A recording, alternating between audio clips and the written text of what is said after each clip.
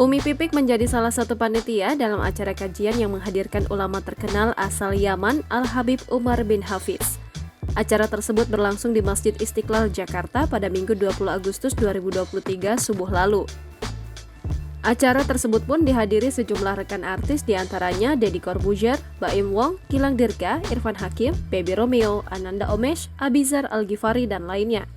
Sementara artis perempuan yang hadir diantaranya Citra Kirana, Lesti Kejora, Kartika Putri, Aura Kasih, Paula Verhoeven, Meisya Siregar, Fairuz Arafik, Inara Rusli, Tisa Biani, Marsha Timothy, dan lainnya. Di antara banyak artis yang datang, warganet malah fokus ke sosok Marsha Timothy. Maklum, istri Vino G. Bastian itu selama ini terlihat jarang tersorot dan berkumpul di acara keagamaan bersama rekan artis. Apalagi di acara tersebut, Marsha Timothy yang seorang mu'alaf berbeda dari jemaah yang lain. Bintang film Marlina si pembunuh dalam 4 babak ini tak mengenakan hijab atau kerudung.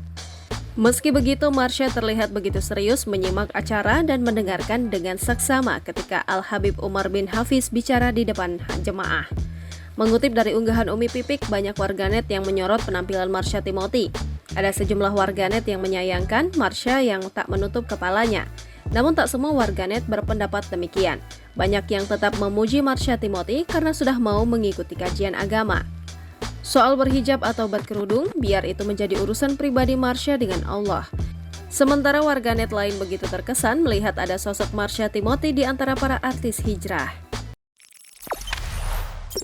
Jangan lupa subscribe, share, komen, dan like ya!